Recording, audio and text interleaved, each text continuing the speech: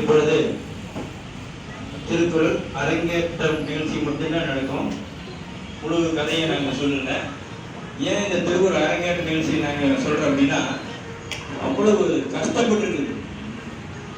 இவ்வளவு அழகா பாடலை கேளுங்க.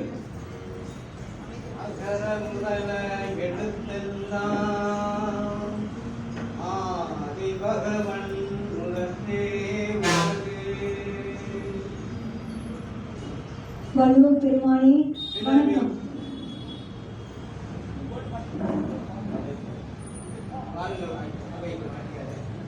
மதுரை தமிழ் சங்கத்தில் தாங்கள் பாடிய திருக்குறள் அரங்கேற்றம் செய்வதை கேட்டு யாம் ஓடோடி வந்தோம். சங்கத்தில் திருக்குறள் அரங்கேற்றம் ஆகிவிட்டதா? தாங்கள் நகைப்பதன் காரணம் எனக்கு விளங்கவில்லையே. தங்கப்புலவர்கள் என் ஊரை கேட்டார்கள், பெயரை கேட்டார்கள் அம்மா. ஆனால் என் நூலை பற்றி கேட்கவே இல்லை. அப்படியா? வள்ளுவ பெருமானே, சங்கத்தில் திருக்குறள் அரங்கேற்றம் ஆகாவிட்டால் அது திருக்குறளுக்கு மட்டும் இழுக்கல்ல, தமிழுக்கே இழுக்காகும். வாருங்கள், மன்னன் பாண்டியனை கண்டு சங்கத்தை மீண்டும் கூட்டி நூலை எப்படியும் கேட்க செய்கிறேன். அம்மையே, நூலை என்று பாடினோ அன்றே என் கடமை முடிந்து விட்டது. இனி சங்கம் ஏற்றுக்கொள்வதும் ஏற்காததும் அவர்கள் பொறுப்பு. அதற்காக நாம் ஏன் பதற வேண்டும்? நாம் நமக்காக சொல்லவில்லை, தமிழுக்காக சொல்கிறோம். நாம் நமக்காக சொல்லவில்லை, தமிழுக்காக சொல்கிறோம். தாங்கள் பாடிய திருக்குறளை எப்படியேனும் அரங்கேற்றம் செய்வது என்னுடைய பொறுப்பு. தயவு செய்து என்னுடன் வாருங்கள். மன்னனும் மாசர கற்றோனும் சீர்தூக்கி பார்க்கின். கற்றோன் சிறப்புடையது. மன்னருக்கு தன்னிடத்தில் மட்டுமே சிறப்பு, கற்றோருக்கு சென்ற இடமெல்லாம் சிறப்பு. வாருங்கள், போகலாம். காட்சி 2. அரசவை. அரசருக்கு முன்னாடி இருக்கக்கூடிய அரண்மனைக்கு முன்னாலே காவலர் நின்று கொண்டிருக்கிறார்கள். அரசர் எல்லாம் உள்ளே போயிருக்கிறார்கள், அமைச்சர் உள்ளே போயிருக்கிறார்கள். அப்பொழுது அவை பிராட்டியும் வள்ளுவரும் வந்து கொண்டிருக்கிறார்கள்.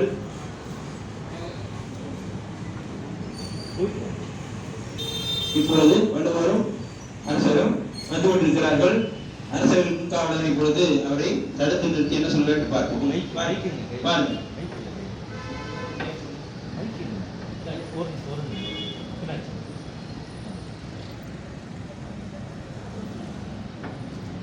என்ன வேண்டும்?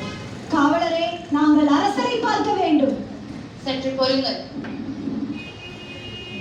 அரசே, ஒரு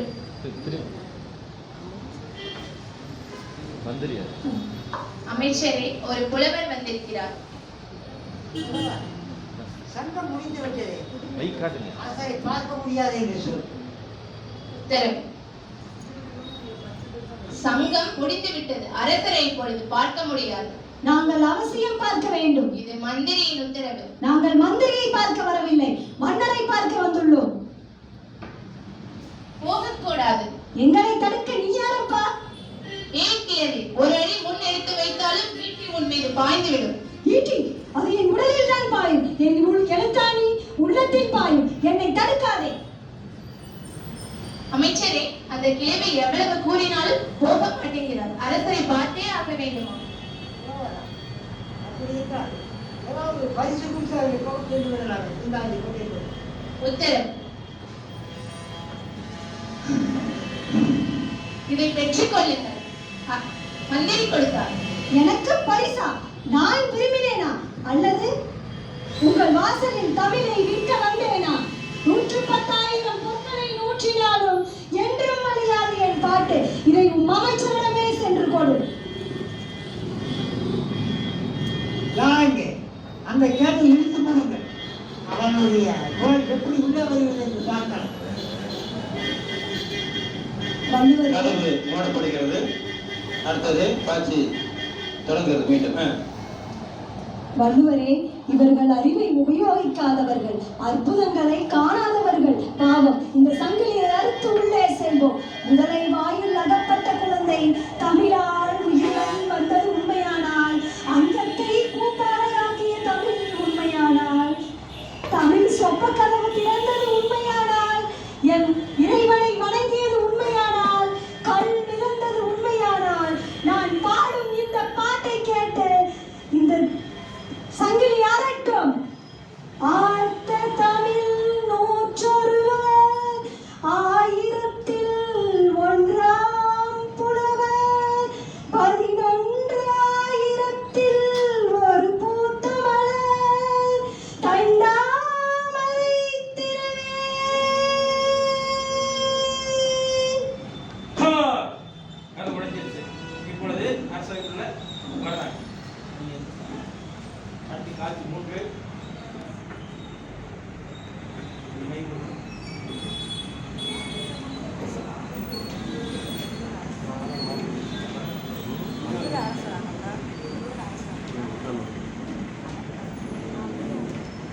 இப்பொழுது அரசவைக்குள்ள அங்கே கதவு உடல் சத்தம் கேட்டது மன்னர் அதிர்ச்சி அடைகிறார். என்ன சவுண்ட் அப்படின்னு பார்க்குறாங்க.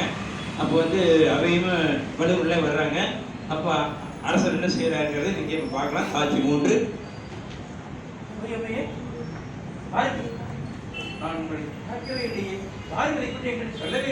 பாண்டியமன்னா, அதை பிறகு விசாரித்துக் கொள்வோம். வள்ளுவரின் அரிய நூலை சங்கத்தில் கேட்காமலே மறுத்ததேன். மீண்டும் சங்கத்தை கூட்டி நூலை எப்படி கேட்க செய்ய வேண்டும்? அன்னையே மன்னிக்க வேண்டும், அன்னையே மன்னிக்க வேண்டும். அவள் தெய்வமாய் உங்களையா தடுத்து நிற்கிறார்கள்.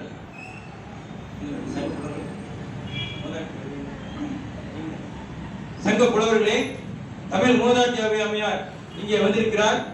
வள்ளுவர் குரலுக்கு அவர்களே சான்று கூறுவதால் அதை சங்கம் கேட்க வேண்டும், கேட்டே ஆக வேண்டும் என்று விரும்புகிறார். புலவர் அவையார், புலவர் வாங்க.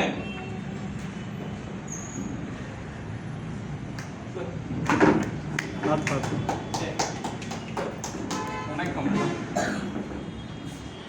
புலவர புலவரன்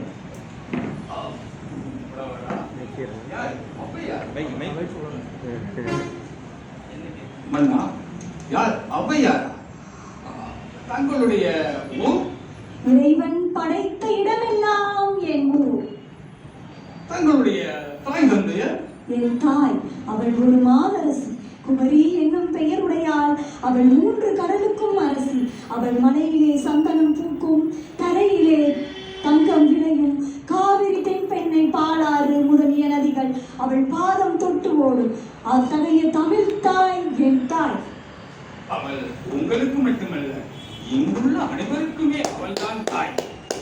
அப்படியானால் ஒரு சகோதரத்துவத்தையே காணமே. காண்பது இருக்கட்டும், வள்ளுவரை உங்களுக்கு எப்படி தெரியும்? தமிழினம் நன்கு வளரவும், தமிழ் நிலைக்கவும், தமிழர் வாழ்வு செழிக்கவும் அரிய பாடல் ஒன்றை அவர் பாடியிருக்கிறார். அப்படியா? வள்ளுவரே, உங்களுக்கு இலக்கணம் தெரியுமா?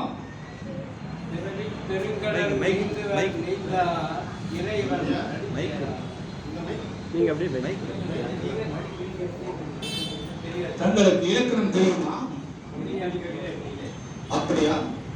வெண்பா தெரியுமா? வெண்பா தெரியுமா? அந்தாதி பாட முடியுமா? அல்லது தாங்கள் சிலையில்தான் பாடுவீர்களா? ஒன்றும் பாட முடியாது. சரி, தங்களுடைய பாடலை பாடுங்கள். புலவர்களே, தூக்கணாங்குருவி கூடு பார்த்திருக்கிறீர்களா? அம்மாதிரியான கூட்டை உங்களால் கட்ட முடியுமா? கரையான் புற்று போல ஒரு புற்றை உங்களால் கட்ட முடியுமா? கட்ட முடியாது. ஆனால் வள்ளுவருடைய பாடல்கள் முன்னுக்கு முரணாக இருக்கிறது. அண்ணா, இதனை என்னால் ஏற்றுக்கொள்ள இயலாது. இன்னும் நமக்கு தெரியாத விஷயங்கள் இந்த உலகத்தில் எவ்வளவோ இருக்கின்றன. கற்றது கை மண்ணளவு, கல்லாதது உலகளவு என்ற உற்ற கலை மடந்தை ஓதுகிறாய். வெறும் பந்தயம் கூற வேண்டாம், உலகில் எறும்பும் தன் கையால் என் சான். புலவர்களே, இனி வள்ளுவருடைய நூலை கேட்கலாம் அல்லவா? காட்சி 5. இப்பொழுது சங்க தமிழ் நடக்கக்கூடிய அந்த அவைக்கு செல்கின்றார்கள். அங்கே வள்ளுவர் தன்னுடைய குரல் முழுவதையும் சொல்லுகின்றார். காட்சி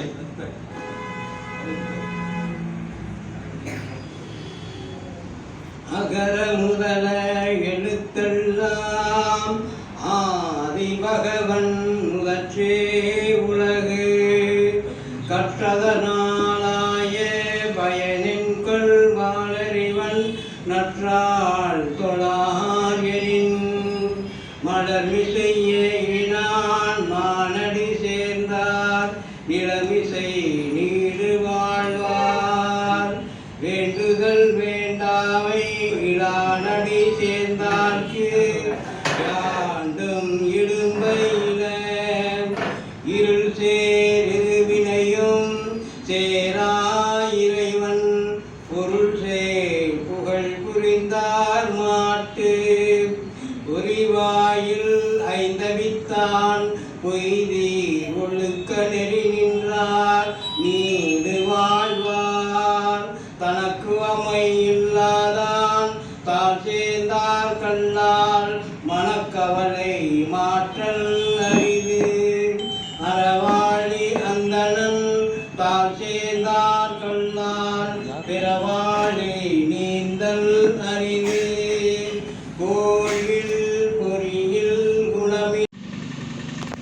இறுதியாக 1330 குரலையும் கேட்ட பிறகு புலவர் மன்னா, இவர்கள் பாடிய பாடல்கள் வார்த்தை அலங்காரத்தால் அலங்கரிக்கப்பட்டிருக்கிறது. ஆனால் வெண்மைக்குரிய வரியே இல்லையே. நாம் ஆட்சேபிக்கிறோம். அதை நான் ஆட்சேபிக்கிறேன். காரணம், 2 அடிகளிலே வெண்பா பாடுவதில்லை. நாம் 4 அடிகளிலே நான் பாடியிருக்கின்றோம். 1 அடியிலே ஒரு குரலை பாடுகிறார் என்றால் அது நம்முடைய சங்கம் ஏற்றுக்கொள்வதிலே முரண் இருக்கிறது மன்னா. சங்கத்தின் விதிவிலக்குக்கு முரண்பாடுன்றது இதை ஏற்கவே முடியாது. இதை ஏற்கவே முடியாது. எப்படி சொல்லுங்க? ஏற்கவே முடியாது. ஏற்கவே முடியாது. மன்னா, நீங்கள் கூறியது முற்றிலும் உண்மை. சங்கம் தூயது. திரிசடை எரித்த விரிசடை கடவுளால் நிறுவப்பட்டது. சங்கம் தூயது. திரிசடை எரித்த விரிசடை கடவுளால் நிறுவப்பட்டது. குன்றம் நின்ற குமரனால் அருளப்பட்டது. பொதிகை மலைவாள் குருமுனியால் வழங்கப்பட்டது. நம் தமிழ் திருமகள் புனிதமானவள். அதில் உங்கள் பொறாமைத்தனமே அதிகமானது. மகாபாண்டிய மன்னா, தமிழ் இவர்களுக்கு தனி உரிமையா என்று கேட்கிறேன். தமிழ் இவர்களுக்கு மட்டும் சொந்தமா என்று கேட்கிறேன். கடலும் வானும் கன்னி தமிழும் அனைவருக்கும் பொது. மன்னரே, இந்த தன்னலம் இல்லாத புலவர்களிடம் எனக்காக வேண்டியது ஒன்றும் இல்லை. இதோ பொற்றாமரையை பொங்கச் செய்கிறேன். சங்க பலகையை வரவைக்கிறேன். அதில் வள்ளுவர் குரலை வைப்போம். புலவர்களுக்கெல்லாம் புலவராகிய அந்த வெள்ளியம்பல கூத்தன் என்னதான் செய்கிறான் என்று பார்ப்போம்.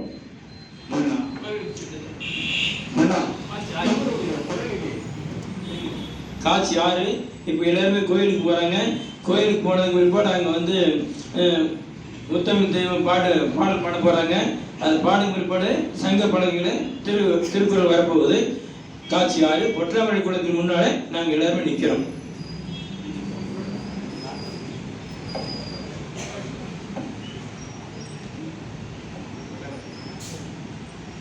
முத்தமிழ் தெய்வமேவா, முத்தமிழ் தெய்வமேவா, இத்திசையும் புகழ உத்தமமாகிய திருக்குறளை நான் உகந்தேன்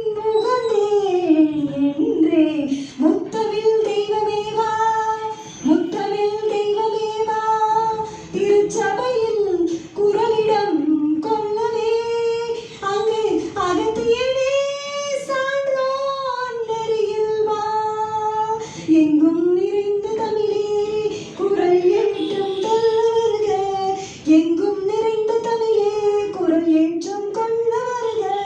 பொங்கி வருக தமிழே, தமிழே பொங்கி வருக தமிழே, தமிழே சங்க புலவர் காண வருக. எங்கமுடைய தமிழே குரல் ஏற்றம் பெருக வருக. எங்கமுடைய தமிழே குரல் ஏற்றம் பெருக வருக. ஏற்றம் பெருக வருக. ஏற்றம் பெருக வருக. பொங்கி வரு தமிழே, தமிழே பொங்கி வரு தமிழே சங்க புலவர் காண வருக. அடுத்தது பொற்றாமரை குளத்திலிருந்து திருக்குறள் குரல் புஸ்தகம் எழுது.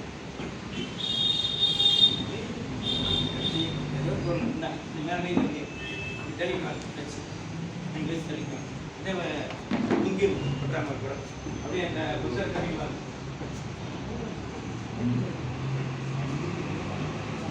யாரா ஒருத்தர் அப்படியே தள்ளிட்டே போங்க.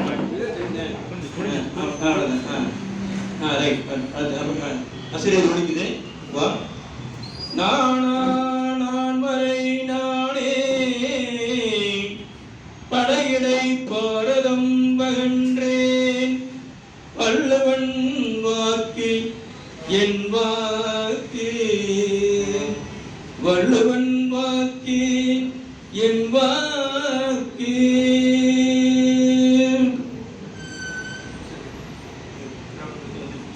இப்பொழுது வள்ளுவர் அந்த குரலை எடுத்துக்கொள்கிறார். அடுத்தபடியாக மீண்டும் ஐந்தாவது அந்த காட்சியில இந்த குரலை பற்றி இப்ப நீங்க கேட்கிறீங்க. இந்த குரல் சொல்லுங்க. ஈசனை ஏற்றுக்கொண்ட பிறகு நமக்கு என்ன அப்படின்னு நான் கேட்கிறேன். ஈசனை கொண்டு விட்டார், இனி ஆச்சாரம் என்ன இருக்கிறது, வாருங்கள் அப்படி சொல்ற.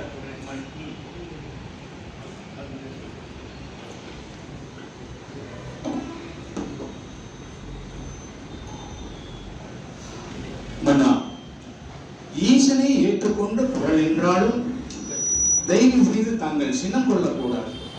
காரணம், அந்த விதி விலகிற்கு முற்றிலும் முரணாக உள்ளது ஐயன் வள்ளுவர் வழங்கிய இந்த குரல். என்ன குரல் என்று உங்களால் சொல்ல முடியுமா? எவ்வாறு சொல்ல முடியும்? இவர் பாடிய பாடல்களிலே அவர் எழுதிய நான் குறித்து வைத்தேன் உடனே, அதாவது வேண்டியாக எய்ததால் செய்தவம் இழிந்து முயலப்படும் என்று கூறுகின்றார். அதன் மூலம் இவர் கூறுகின்ற கருத்தை நான் காணுகின்ற போது அதிலே இந்த பிறவியிலே வேண்டியது கிடைக்கின்ற காரணத்தினால் மறுமைக்கும் தேவையான அந்த தவத்தை இப்பிறவிலே செய்ய மக்கள் முயல்வார்கள் என்று கூறுகிறேன். அப்படித்தானே வள்ளுவரே? சந்தேகம் அப்படி அல்ல. அவர் அடுத்த அதிகாரத்திலே அவர் கூறுகிறார், பலர் இலார் ஆகிய காரணம் நோப்பார், சிலர் பலர் நோவாதார் என்று கூறுகின்றார். ஆகிய காரணம் பலர் நோடாதவர் என்று கூறுகின்றார். இதன் மூலம் இவர் கூறுகின்ற கருத்து, இந்த உலகத்திலே செல்வம் பெற்றவர்கள் பலராகவும் செல்வம் இல்லாதவர்கள் சிலராகவும் இருக்கின்றார்கள். அதற்கு இந்த தவமே காரணம் என்று அவர் கூறுகின்றார். முன்னால் கூறிய குரலிலே தவம் செய்தால் அடுத்த பிறவியிலும் சுகமாக இருக்கலாம் என்று கூறிய இதே வள்ளுவர் இந்த பிறவிலே அதை செய்யாமல் இருக்கிறார் பலர், செய்கின்றார் சிலர். அதனால் தான் அடுத்த பிறவியிலே அவர்கள் பலன் பெற்றவர்களாக செல்வ சிறப்போடு இருக்கிறவர் கூறுகின்றார்.